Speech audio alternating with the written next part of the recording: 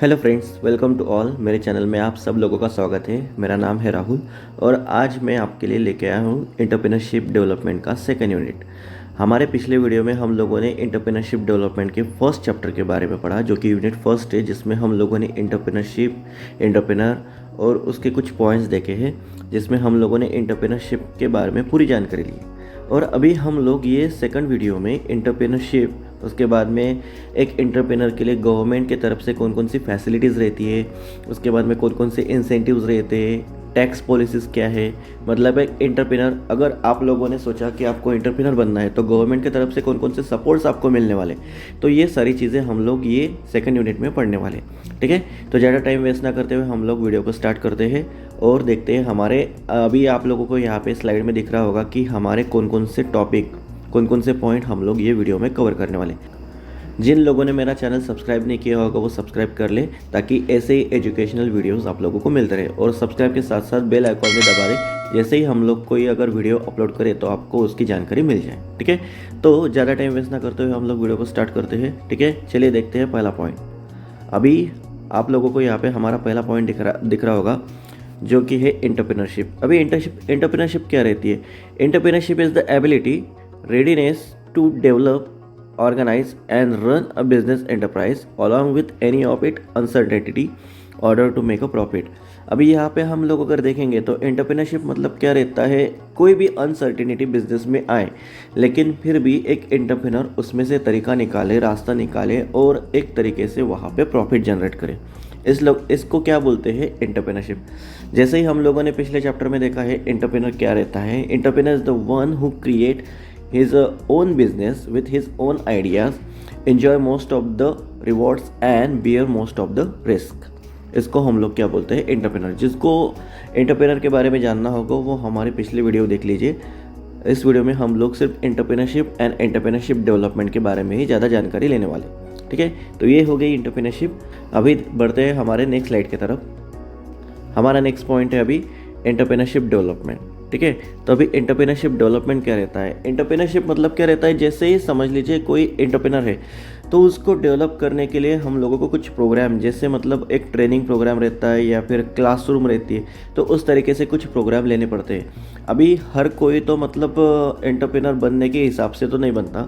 कोई क्या करता है, जिसके अंदर कुछ ना कुछ स्किल रहती है, कुछ ना कुछ एबिलिटीज़ रहती है। कभी कभी क्या रहता है, किसी इंसान के अंदर कुछ एबिलिटी कम रहती है, कुछ स्किल कम रहती है, तो ये प्रोग्राम क्या करता है, उन स्किल को, उन एबिलिटी को बढ़ाने का काम करता है। ठीक है, मतलब अभी किसी के अंदर नॉलेज नहीं है किसी बिज़नेस से रिलेटेड। अभी आप सब लोगों को पता है कि मुझे बिज़नेस करना है, लेकिन कैसा रहता है, कौन सा बिज़नेस करना है, कैसे करना है, किस हिसाब से करना है, उसमें क्या क्या लगेगा, कौन कौन सी जानकारी हम लोगों को चाहिए, ये सारी की सारी इन्फॉर्मेशन हम लोगों को यहाँ पे मिल जाती है। मतलब स्किल भी और नॉलेज भी। एक तरीके का एक प्रोग्राम रहता है या फिर इसमें एक ट्रेनिंग रहती है, जिससे हम लोगों को पता चल जाता है कि हम लोगों को क्या करना है, हम लोग मतलब एंटरप्रेन्योर को क्या करना है, कैसे काम करने का है। ठीक है, अभी जैसे एक एंटरप्रेन्योर को क्या करना है, एक नई फर्म तैयार करनी है या फिर कोई वेंचर तैयार करना है, तो उसके लिए उसको क्या करना पड़ेगा? सबसे पहले उसका गोल सेट करना पड़ेगा। उसके बाद में बिजनेस में जो भी कुछ ऑपरेशंस वगैरह रहे होंगे तो उसको इम्प्रूव करना पड़ेगा as per the Nations economy.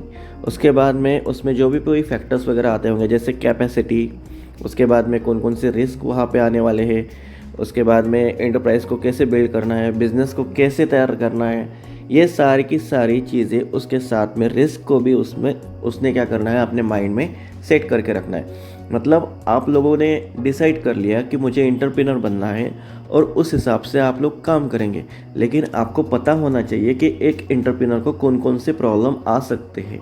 मतलब बिज़नेस डालना है तो उस हिसाब से करना पड़ेगा आपको, लेकिन फिर भी बहुत सी चीज़ें रहती है जो आप लोगों को नहीं पता होती, और ये सारी की सारी चीज़ें ये एंटरप्रेन्योरशिप डेवलपमेंट प्रोग्राम में हम लोगों को सिखाई जाती है। ठीक है, अभी बढ़ते हैं हमारे नेक्स्ट पॉइंट की तरफ। हमारा नेक्स्ट पॉइंट है role of the government in the entrepreneurship development. अभी आजकल अगर हम लोग देखेंगे तो हमारी अभी मोदी गवर्नमेंट है। मोदी गवर्नमेंट ज़्यादातर मतलब जितने भी बिजनेसमैन हैं या फिर नए एंटरप्रेन्योरशिप है या फिर नए स्मॉल स्केल इंडस्ट्रीज है, जो भी नए आने वाले, उन सब लोगों के लिए बहुत ही बढ़िया काम कर रही है। अगर देखा जाए तो अभी जो गवर्नमेंट है वो ज़्यादातर इंडस्ट्रियलिस्ट के ऊपर ज़्यादा मतलब फोकस कर रही है, ताकि हमारे इंडिया की भी बहुत अच्छे से डेवलपमेंट हो सके। अभी ये लोग क्या करते हैं, जो भी एरिया, अभी एरिया कौन सा, जो भी रूरल है या फिर बैकवर्ड एरिया, यहाँ पे कंसंट्रेट करते हैं, ताकि मतलब कैसा हो जाए। अभी अगर हम लोग देखेंगे तो ज़्यादातर लोग क्या करते हैं, ज़्यादा बिजनेस कहाँ पे, हमारे एरिया में, मुंबई साइड में या फिर पुणे साइड में। लेकिन जो एरिया, जो रूरल एरिया, विलेज एरिया है, वहाँ पे बिजनेस है क्या, नहीं। तो फिर यहाँ के लोग वहाँ चले जाएंगे, तो फिर यहाँ पे क्या रहेगा। तो गवर्नमेंट क्या करती है, ऐसी एरिया में बिजनेस डालने के लिए जो एंटरप्रेन्योर रहते हैं उन लोगों के लिए बहुत सी फैसिलिटीज़ यहाँ पे अवेलेबल कर देती है। जैसे मतलब फाइनेंस है, मार्केट है, उसके बाद में है जो भी एंटरप्रेन्योरशिप डेवलपमेंट के हिसाब से जो भी पॉइंट वहाँ पे लगते हैं वो गवर्नमेंट क्या करती है, वहाँ पे अवेलेबल कर देती है और उनके ऑब्जेक्टिव वहाँ पे तैयार करती है। अभी इसमें दो गवर्नमेंट रहती है, एक गवर्नमेंट है सेंट्रल गवर्नमेंट, जो अभी यहाँ पे हम लोग ये पॉइंट दिख रहे हैं, और दूसरी जो रहती है स्टेट गवर्नमेंट। वो अपने अपने हिसाब से काम करती है दोनों गवर्नमेंट। तो पहला पॉइंट हम लोग यहाँ पे देखने वाले हैं सेंट्रल गवर्नमेंट का, small industries development organisation, that is SIDO, small industries development organisation. अभी ये कब तैयार हुआ है, 1973 में, ठीक है। ये किसके अंदर काम करता है, तो ministry, under ministry of trade, industries and market. इसमें सिडको इज द क्या है, CIDCO is the apex body at the central level for the formulation policy of the development of the small scale industries. जितनी भी स्मॉल स्केल इंडस्ट्रीज है उनके development के लिए ये काम करता है। और उसके साथ में सेक्रेटरी एंड डेवलपमेंट कमिश्नर के अंडर में भी ये आता है। मतलब जितने भी स्मॉल स्केल इंडस्ट्री इंडिया में काम कर रही होगी तो उसके हिसाब से ये काम करता है। उसके बाद में हमारा ठीक है। अभी सेकंड पॉइंट कौन सा है, सेंट्रल गवर्नमेंट की तरफ से आने वाला है, मैनेजमेंट डेवलपमेंट इंस्टीट्यूट। अभी ये क्या करते हैं, ये भी फिर गुड़गांव में स्थित है। गुड़गांव में 1973 में इनका स्टार्टअप हुआ है। उसके बाद में industrial finance corporation of the India, इनके तरफ से मतलब स्पॉन्सर हुआ है, ये चलाते हैं इनको। उसके बाद में इसका काम क्या है, मैनेजमेंट डेवलपमेंट, जो भी इंडस्ट्रीज है उनके अंदर मैनेजमेंट डेवलपमेंट का काम करता है। जैसे समझ लीजिए यहाँ पे कौन कौन से प्रोग्राम आपको दिखाई दे रहे होंगे, देखिए IAS, IES, BHEL, ONGC, ये सारे के सारे लीडिंग PSU जितने भी है उन सब के लिए मैनेजमेंट डेवलपमेंट इंस्टीट्यूट यहाँ पे काम करता है। उसके बाद में है next point, entrepreneurship development institute of India. अभी entrepreneurship development institute of India ये क्या काम करता है, जितने भी एंटरप्रेन्योर्स हमारे होंगे उन सबको हेल्प करता है। अभी एक तो हेल्प मतलब कैसे करते हैं, उनके अंदर कोई स्किल वगैरह नहीं होगी तो उनको एक अच्छा सा ट्रेनिंग प्रोग्राम प्रोवाइड किया जाता है और वहाँ से उनको training related to the knowledge, related to the skill, मतलब जो भी उनको ज़रूरत होगी उनके हिसाब से वहाँ पे दिया जाता है। अभी ये इंस्टीट्यूट कब सेटअप किया गया था, 1983 में, ठीक है। स्पॉन्सर कौन करता है, financial institutions, that is the IDBI bank, IFCL limited, ICICI bank and the state bank of India. ये सारे के सारे यहाँ पे उनको स्पॉन्सर करते हैं। उसके बाद में अगर देखेंगे तो एंटरप्रेन्योरशिप डेवलपमेंट मतलब एक्चुअल में हमारे कंट्रीज़ में जितने भी नंबर ऑफ स्कूल से, नंबर ऑफ कॉलेजेस से, science and technology institution, management school, ये सारे के सारे एंटरप्रेन्योरशिप का एक इनपुट, मतलब एक चैप्टर वाइज या फिर हम लोग बोल सकते हैं कि एक सब्जेक्ट इन सब लोगों को सिखाया जाता है, जिससे उन लोगों को पता चले कि entrepreneur is the best thing that should be available in any country. और एक एंटरप्रेन्योरशिप डेवलपमेंट का प्रोग्राम हर किसी देश में या फिर हर किसी सिलेबस में होना चाहिए, और वो हमारे इंडिया में अभी भी किया हुआ है। और एंटरप्रेन्योरशिप का जो सब्जेक्ट है, अभी आप लोगों को पता है, हम लोग यहाँ पे पढ़ रहे हैं, ये BCS स्टूडेंट को, MBA स्टूडेंट को, जितने भी मतलब साइंस टेक्नोलॉजी स्टूडेंट जितने भी होंगे उन सबको ये पढ़ाया जाता है। अभी EDI किस किस को सपोर्ट करता है, देखिए, या फिर EDI को कौन कौन सपोर्ट करता है, जैसे वर्ल्ड बैंक है, उसके बाद में है कॉमनवेल्थ सेक्रेटेरिएट, उनके बाद में UNIDO, ILO, British council, Ford foundation, European union, ये सारे EDI को सपोर्ट करते हैं, एंटरप्रेन्योरशिप डेवलपमेंट इंस्टीट्यूट, ठीक है। तो ये हो गए हमारे पॉइंट। अभी नेक्स्ट पॉइंट की तरफ, नेक्स्ट पॉइंट है all India small scale industry board, that is AISSIB। अभी इसके बारे में अगर जानकारी लेना है तो ये मैक्सिमम स्मॉल स्केल सेक्टर के लिए काम करता है। जितने भी हम लोग देख रहे हैं, अभी एंटरप्रेन्योर अगर कोई भी बिजनेस डालेगा तो वो स्मॉल स्केल से होके फिर मीडियम स्केल में, उसके बाद में भी लार्ज स्केल में जाएंगे। तो गवर्नमेंट क्या करती है, ये जितने भी स्मॉल स्केल वाले सेक्टर जो भी इंडस्ट्रीज है स्मॉल स्केल, तो उनको ज़्यादा सपोर्ट करती है, क्योंकि ये आगे चल के बड़े बनने वाले हैं। तो उस हिसाब से उनको हेल्प करना ये सेंट्रल गवर्नमेंट का सबसे इम्पोर्टेंट काम यहाँ पे रहता है। और जो प्रेसिडेंट है वो भी यही चाहते हैं कि जितने भी यहाँ पे ऑर्गेनाइजेशन रहे, जैसे सेंट्रल गवर्नमेंट है, यहाँ पे state government, national small scale industries corporation, state financial corporation, reserve bank of India, ये सारे के सारे इनको हेल्प करें और इनके हिसाब से पॉलिसीज़ और प्रोग्राम यहाँ पे डेवलप करें। उसके बाद में नेक्स्ट है national small scale industries corporation limited, that is NSIC। अब ये कब तैयार हुआ है, 1995 में सेंट्रल गवर्नमेंट ने इसको तैयार किया है। इसका ऑब्जेक्टिव क्या है, जो भी स्मॉल स्केल इंडस्ट्रीज़ है, जो भी गवर्नमेंट परचेस करने वाली है, गवर्नमेंट परचेस प्रोग्राम के अंदर में आते हैं, तो उन सब के लिए या फिर उन सबको हेल्प करना, ये इसका काम है। जैसे सपोज कोई प्रोडक्ट है मार्केट में सेल आउट करना है, तो वो गवर्नमेंट के ज़रिए वहाँ पे सेल आउट कर सकते हैं। यह सारे के सारी चीज़ें, या फिर एक मार्केटिंग नेटवर्क यहाँ पे तैयार कर देते, मतलब जितने भी लोग यहाँ पे काम कर रहे होंगे तो उनके हिसाब से ये सपोर्ट करने का काम वहाँ पे करते। ठीक है, तो चलते हैं नेक्स्ट पॉइंट की तरफ। ठीक है, हमारा नेक्स्ट पॉइंट है role of state government in promoting entrepreneurship development. अब इस स्टेट गवर्नमेंट के अंदर कौन कौन से पॉलिसीज आते हैं, देखिए कौन कौन से इंस्टीट्यूशंस आते हैं जो एंटरप्रेन्योरशिप को प्रमोट करते हैं। उसमें MSME पॉलिसीज, उसके बाद में institute for entrepreneur development, technical consultancy organisation. अभी सबसे पहले हम लोग देखेंगे MSME पॉलिसी।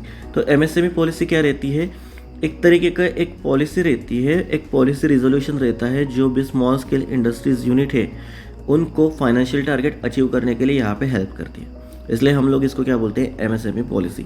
इसका प्राइमरी गोल यही रहता है कि जितने भी इंडस्ट्रियल डेवलपमेंट है उनको सपोर्ट करें, मतलब जो भी स्मॉल स्केल इंडस्ट्रीज है उनको सपोर्ट करें। ये इसका प्राइमरी फंक्शन या फिर प्राइमरी गोल हम इसको बोल सकते हैं, ये यहाँ पे रहता है। इसके बाद में है इंस्टीट्यूट फॉर एंटरप्रेन्योर डेवलपमेंट। अभी जितने भी एंटरप्रेन्योर हैं उनको डेवलप करने का काम ये इंस्टीट्यूट का रहता है। अभी ये किसने तैयार किया है, IDBI। अभी IDBI बैंक ने, मतलब IDBI बैंक ने यहाँ पे तैयार किया गया है। उसके साथ में बाकी के सारे फाइनेंशियल इंस्टीट्यूशन भी आते हैं, जिसमें पब्लिक सेक्टर है, उसके बाद में स्टेट गवर्नमेंट है, ये सारे के सारे इसमें हेल्प करते हैं एंटरप्रेन्योरशिप डेवलपमेंट में। अभी जो भी बैकवर्ड स्टेट है, अभी देश के बारे में देखा जाए, अभी सेंट्रल गवर्नमेंट क्या करती है, किसी एक एरिया के बारे में नहीं देखती, वो क्या करती है, हमारे देश के अंदर जितने भी स्टेट है, अभी जो भी बैकवर्ड स्टेट है वो उसके बारे में देखती है, मतलब वहाँ पे इंडस्ट्रियल एरिया डेवलप करने के बारे में सोचती है। और इंडस्ट्रियल एरिया डेवलप करने का काम जो है वो एंटरप्रेन्योर ही करते हैं। ठीक है, तो उस हिसाब से वो काम करती है। ठीक है, अभी नेक्स्ट पॉइंट है technical consultancy organisation, that is TCO। अभी TCO जो है वो all India financial institution and state government, ये दोनों ने मिलकर तैयार किया गया। ठीक है, अभी इसका प्राइमरी फंक्शन क्या है, इन्होंने एक पैकेज डिसाइड किया है, जो भी एंटरप्रेन्योर है जनरल, जिन्होंने स्मॉल बिजनेस एंटरप्रेन्योर यहाँ पे तैयार किए गए हैं, तो उनके हिसाब से कुछ फंक्शन इनके हैं। और इनमें से ये जो फंक्शन फॉलो करते हैं, आप देखिए सबसे पहले क्या है, आइडेंटिफाइंग पोटेंशियल इंडस्ट्रियल प्रोजेक्ट, जो भी प्रोजेक्ट पोटेंशियल रहते हैं उनको आइडेंटिफाई करना। उसके बाद में preparing project report, feasibility report and pre investment status. उसके बाद में है identifying potential entrepreneur, providing technical and administrative support. Technical consultancy organisation जो रहती है वो ऑल इंडिया फाइनेंशियल इंस्टीट्यूट ने एंड स्टेट गवर्नमेंट ने मिलकर तैयार की गई है एक हमारे देश के लिए। अभी ये क्या करते हैं, ये एक तरीका का कॉम्प्रिहेंसिव पैकेज सर्विसेज एंटरप्रेन्योर के लिए तैयार करते हैं, जिनमें कुछ फंक्शंस रहते हैं ये इंस्टीट्यूशन के। इसमें हम लोग देख सकते हैं आइडेंटिफाइंग पोटेंशियल इंडस्ट्रियल रिपोर्ट या फिर प्रोजेक्ट। उसके बाद में है preparing project report, feasibility report and pre-investment status. After that, identifying potential entrepreneur and providing technical and administrative support. ये सारी की सारी चीज़ें टेक्निकल कंसल्टेंसी ऑर्गेनाइजेशन, नाम के अंदर ये टेक्निकल।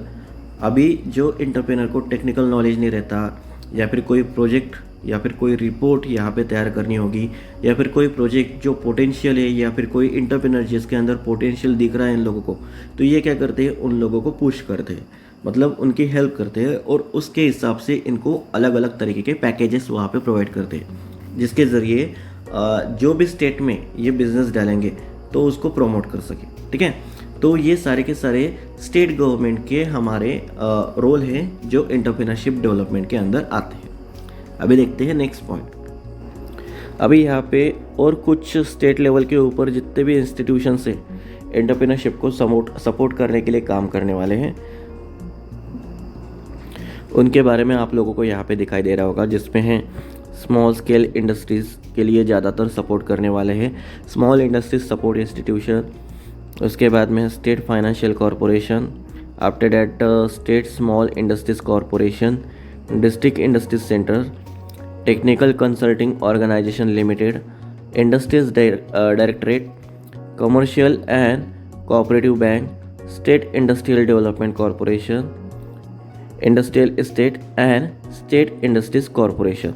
ये सारे के सारे स्टेट लेवल के ऊपर एंटरप्रेन्योरशिप को organise, developing, assisting and successful बनाने के लिए यहाँ पे काम करते हैं। मतलब इतने सारे डेवलपमेंटल प्रोग्राम हमारे इंडिया में होते रहते हैं, ये भी स्टेट लेवल के ऊपर, और ये अलग अलग स्टेट के हिसाब से काम करते हैं। नहीं तो आप लोग सब सोचेंगे कि ये सारे के सारे महाराष्ट्र में आते हैं, तो महाराष्ट्र में नहीं आते, अलग अलग स्टेट के हिसाब से इनको यूज़ किया जाता है। ये इंस्टीट्यूशंस है जो एंटरप्रेन्योरशिप डेवलपमेंट प्रोग्राम को सपोर्ट करते हैं। ठीक है, बढ़ते हैं हमारे नेक्स्ट पॉइंट की तरफ। अभी इस पॉइंट में हम लोग देखने वाले हैं सब्सिडीज़, इंसेंटिव्स एंड ग्रांट्स, जो कि एक गवर्नमेंट क्या करती है, एंटरप्रेन्योर को देती है। मतलब अलग अलग हिसाब से देती है, जिसमें हम लोगों को ज़्यादातर पॉइंट कौन से आने वाले हैं, इंसेंटिव, सब्सिडी, ग्रांट्स, बाउंटीज, ये सारे के सारे चीज़ें। अभी इंसेंटिव का मतलब क्या रहता है, मोटिवेशन, जो एंटरप्रेन्योर एक राइट डिसीजन ले और उसके हिसाब से काम करे, तो उसको एक एक्चुअल में मोटिवेट करने के लिए एक दिया गया इंटरेस्ट या फिर उसको एक मोटिवेशनल फोर्स दिया जाता है, उसको क्या बोलते हैं, इंसेंटिव। अभी इंसेंटिव का मतलब क्या रहता है, कंसेशन, सब्सिडीज़, बाउंटीज, इसके हिसाब से। या फिर इंसेंटिव जो रहता है, एक तो फाइनेंशियल भी रह सकता है या फिर नॉन फाइनेंशियल भी रह सकता है। नॉन फाइनेंशियल जो रहता है वो एक्चुअल में एंटरप्रेन्योर को पुश करने के लिए, जैसे कि वो एक अच्छा सा डिसीजन ले और उसके हिसाब से एक्शन करे। अभी एंटरप्रेन्योर जो भी इंडिया में काम करे, इनको मैक्सिमम इंसेंटिव यहाँ पे प्रोवाइड किए जाते हैं। अभी आप लोग अगर देखेंगे तो जितने भी एंटरप्रेन्योर अभी हमारे इंडिया में हुए होंगे, तो उन सब को अभी ये मोदी गवर्नमेंट जो चल रही है, तो इन्होंने इतना इंसेंटिव यहाँ पे दिया गया है। जैसे मतलब इंसेंटिव किस हिसाब से रहता है, देखिए अगर किसी को बिज़नेस डालना है तो वो क्या करते हैं, जगह प्रोवाइड कर देते हैं। मतलब उनके हिसाब से गवर्नमेंट क्या करती है कि ज़्यादा रेट ना लेते हुए उनको गवर्नमेंट कम रेट में जगह प्रोवाइड कर देते हैं, जिससे उनका वो बिज़नेस वहाँ पे डाल सकते हैं। उसके हिसाब से रॉ मटेरियल भी अवेलेबल कर देते हैं, मार्केट कंडीशन उनके हिसाब से तैयार कर देते हैं। ये सारी की सारी चीज़ें मतलब क्या रहती है, स्मॉल स्केल इंडस्ट्रीज़ के लिए इंसेंटिव रहते हैं। अभी ये हो गया इंसेंटिव। अभी सब्सिडी क्या रहती है, सब्सिडी मतलब क्या रहता है, एक तरीके की लमसम अमाउंट रहती है, वो चीज़ गवर्नमेंट उनको प्रोवाइड कर देती है। मतलब कुछ अभी समझ लीजिए, जैसे समझ लीजिए आप, सब्सिडी मतलब क्या रहता है, अभी कोरोना में हम लोगों ने वैक्सीन ली। अभी वैक्सीन जिन्होंने प्राइवेट हॉस्पिटल में ली तो उनको वहाँ पे पैसे देने पड़े, लेकिन हम लोगों ने क्या किया, गवर्नमेंट हॉस्पिटल में अगर वैक्सीन ली है तो उसकी तो हम लोगों को मतलब सब्सिडी के ऊपर, मतलब जिन्होंने वो दिया है वैक्सीन, तो उनको तो सब्सिडी के ऊपर गवर्नमेंट ने एक तरीके से लमसम अमाउंट वहाँ पे पेड कर दी और हम लोगों को ये फ्री में मिल गया। ठीक है, तो इसको भी सब्सिडी बोल सकते हैं। उसके बाद में है नेक्स्ट पॉइंट है बाउंटी। अबे बाउंटी क्या रहता है, एक तरीके का बोनस रहता है या फिर फाइनेंशियल एड जो कि किसी इंडस्ट्री को दिया जाता है कॉम्पीट करने के लिए।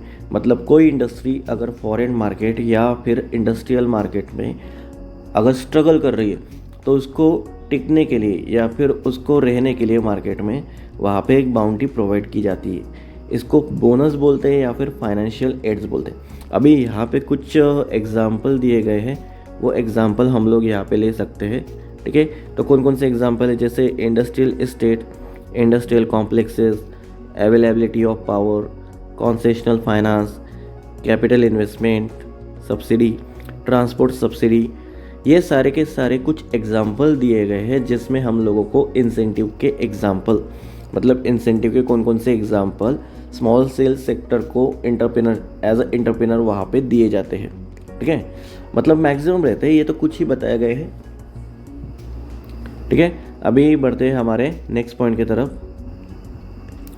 अभी हमारा नेक्स्ट पॉइंट है एक्सपोर्ट ओरिएंटेड यूनिट्स। अभी एक्सपोर्ट ओरिएंटेड यूनिट क्या रहते हैं मैं आप लोगों को बता देता हूँ।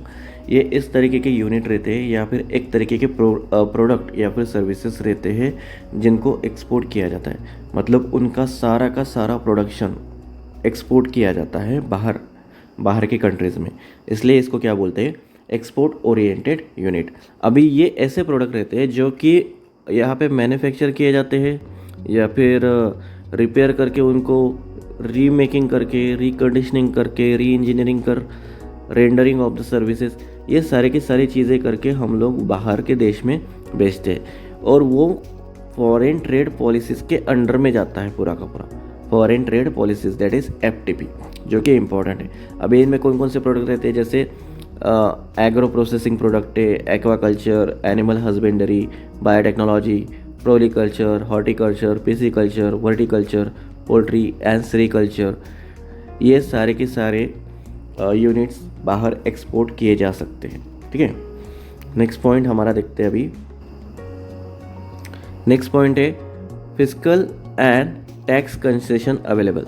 अभी गवर्नमेंट क्या करती है, जितने भी नए एंटरप्रेनर्स हैं, ठीक है, तो उनके लिए अलग से टैक्स पॉलिसीज़ वहाँ पे तैयार कर देती है, मतलब टैक्स कंसेशन उसको हम लोग बोल सकते हैं। अभी जितने भी टैक्सेस पॉलिसीज़ है अभी इंडिया में जो भी 1670 का 2016 एंड 70 का बजट हुआ है, तो वहाँ पे गवर्नमेंट ने टैक्सेस की पॉलिसीज़ चेंज कर दी है स्टार्टअप के लिए। अभी जो भी स्टार्टअप पॉलिसीज़ है हम लोग यहाँ पे देखने वाले हैं। पहले क्या है देखिए, टैक्स हॉलीडेज़ फॉर 3 ईयर्स।